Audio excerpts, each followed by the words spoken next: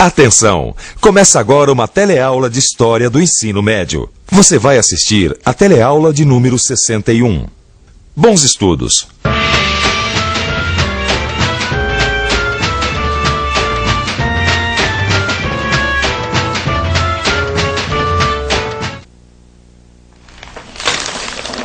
Você se lembra da nossa última teleaula? Bom, foi quando a gente viu como o regime do Estado Novo chegou ao fim em 1945 com o golpe de 29 de outubro. O Estado Novo chegava ao fim, mas as eleições presidenciais convocadas por Vargas para aquele mesmo ano continuaram valendo. Como foram essas eleições? Como foi essa volta do Brasil à democracia depois da queda do Estado Novo? Será que o país voltaria mesmo ao processo democrático? Bem, para saber como ficou o Brasil depois da queda do Estado Novo, é só ficar sintonizado que este é o tema da nossa teleaula de hoje. Você vai ficar sabendo quais eram os candidatos e os partidos políticos que disputaram as eleições presidenciais de 1945, cujo vencedor foi o general Eurico Gaspar Dutra. Você também vai ver que, apesar do processo de redemocratização, o governo Dutra tinha características conservadoras, chegando a fechar sindicatos e perseguir comunistas. Na política externa, Dutra manteve o Brasil aliado aos Estados Unidos. E ainda vai ver os rumos que o governo Dutra deu para a economia brasileira durante esse período.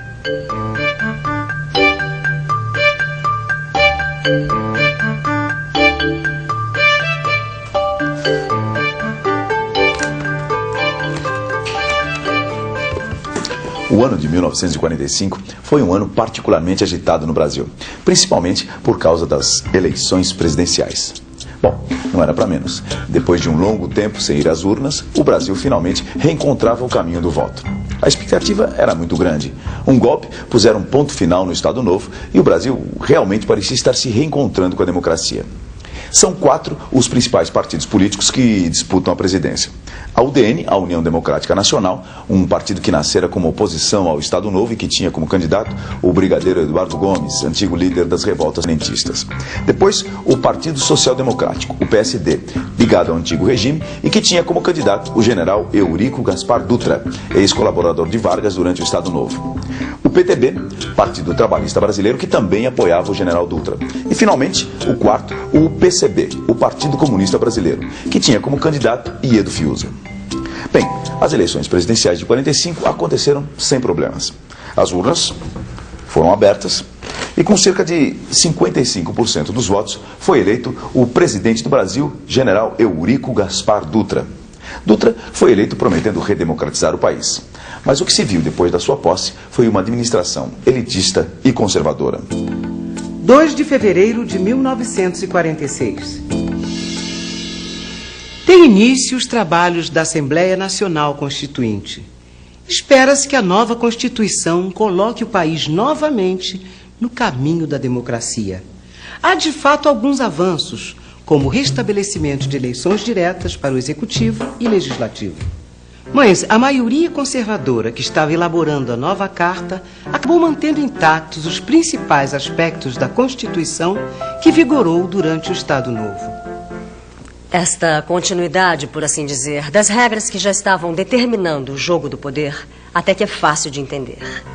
É que apesar de Getúlio Vargas ter sido deposto, os políticos que agora estavam no poder representavam mais ou menos as mesmas forças que já estavam antes. É o caso do próprio presidente Dutra, um antigo colaborador de Vargas e um dos articuladores de sua queda. Além disso, a composição da Assembleia Constituinte de 46 estava longe de ser pluralista, de representar os interesses de vários setores da sociedade. Veja o que disse Aliomar Balieiro, um representante da oligarquia baiana. Diz Balieiro: se se fizer um inquérito da composição social e profissional desta Assembleia, verificaremos que todos nós, ou pelo menos nossos parentes, saímos das classes agrárias, que se têm libertado sempre do pagamento de impostos, que então passam a recair sempre diretamente sobre o proletariado. O que esses operários estão fazendo é uma encenação, mas essa cena poderia perfeitamente ser verdade. Quer ver? Senhora, a senhora já participou de alguma greve? Já. O que a senhora reivindicava na greve? Participação e resultados. Problema de atraso e salário. Você já participou de alguma greve? Já. Por que você fez greve? A empresa não fornecia ferramenta e a gente queria melhor condição de trabalho. Fizemos pela demissão em massa, 247 funcionários foram mandados embora e nós paramos a empresa para que não houvesse mais demissão. Você já fez greve? Já. Por que você fez greve? Reivindicando comissão de fábrica, cesta básica e condições de trabalho melhor para todos. Pelo melhor condições de trabalho e pelo salário. É isso aí. Assim como esses trabalhadores do nosso tempo, os operários da época do presidente Dutra também reivindicaram melhores salários. A diferença é que se hoje esse tipo de manifestação nos parece normal, naquela época não era bem assim. Conservador, o presidente Dutra não via com bons olhos aquelas mobilizações. Mesmo assim, o movimento trabalhista ia crescendo e lutando por melhores salários. Começaram as greves. O governo Dutra não estava gostando nada daquelas greves. Ele não conseguia ver aquilo como uma simples reivindicação salarial. Para ele, as greves estavam sendo manipuladas pelo comunismo internacional. O governo não teve dúvidas e a reação foi implacável. Entre 1947 e 1950, mais de 400 sindicatos sofreram a intervenção federal, além da prisão de inúmeras lideranças sindicais. Mesmo assim, o governo não conseguia se livrar do fantasma do comunismo, do chamado perigo vermelho. Assim, logo que ficou pronta a Constituição, Dutra passou a perseguir os partidos de esquerda. O PCB, Partido Comunista Brasileiro, foi o mais atingido. Teve seu registro cassado, assim como também foram cassados todos os parlamentares comunistas eleitos em 1945. Bem, como está dando para perceber, o comunismo, cujos símbolos são a foice e o martelo, estava na mira do governo Dutra. Mas por que será que o anticomunismo marcou tanto assim a política interna de Dutra? O que será que estava por trás dessa perseguição? Bem, essa história que a gente está contando, a história do governo Dutra, aconteceu na segunda metade dos anos 40. Ao mesmo tempo em que a Europa se recuperava dos horrores da Segunda Guerra Mundial, que tinha acabado em 1945. O pós-guerra não foi nada fácil, uma época que entraria para a história com o nome de Guerra Fria. Guerra Fria, é isso mesmo, Guerra Fria. Amigo, diz uma coisa, você sabe o que foi a Guerra Fria? Não sei. Não. Eu acho que é uma guerra psicológica. Não. Bom, antes da gente entender o que foi a Guerra Fria, a gente precisa saber como é que ficou o mundo depois da Segunda Guerra Mundial. Uma guerra que afetou principalmente a Europa, mas também fez vítimas em vários outros continentes. 6 anos depois de ter começado, deixou um saldo de aproximadamente 55 milhões de vítimas.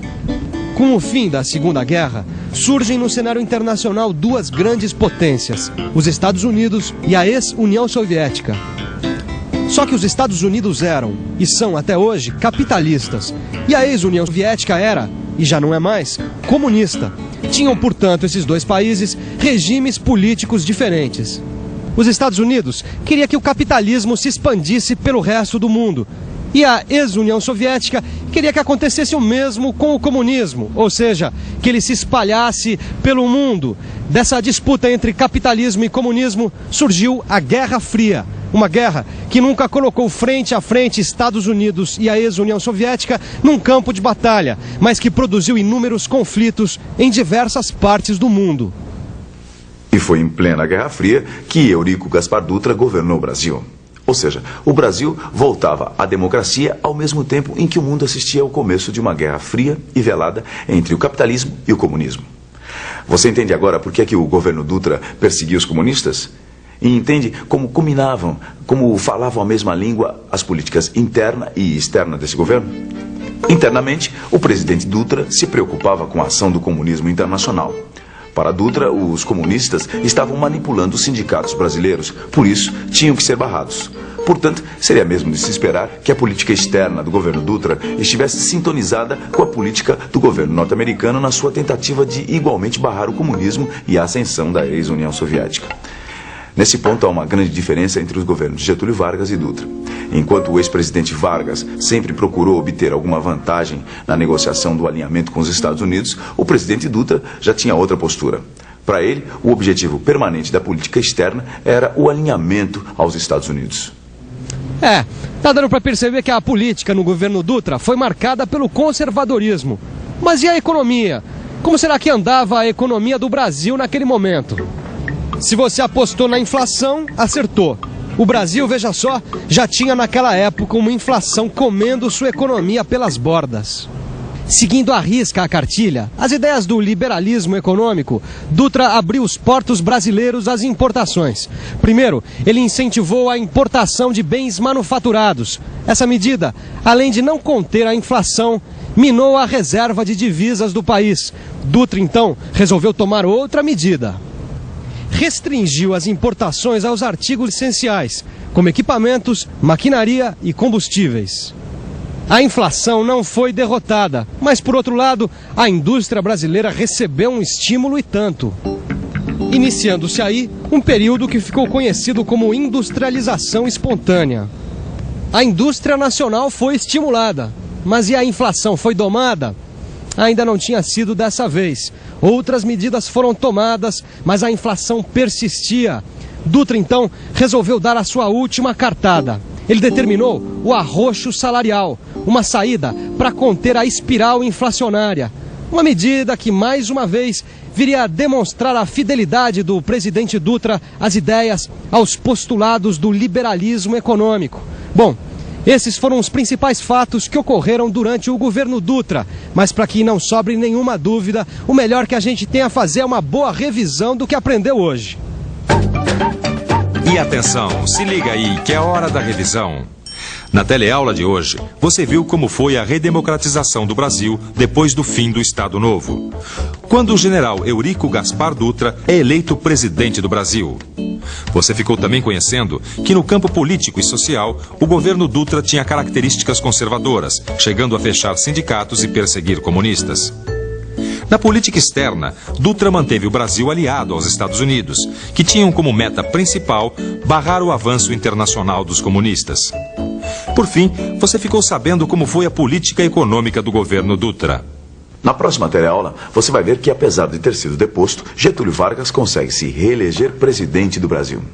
Agora, como foi essa volta? O que aconteceu? E por que Getúlio Vargas acabou se suicidando? Você está vendo que não dá para perder a nossa próxima teleaula. Então, até lá.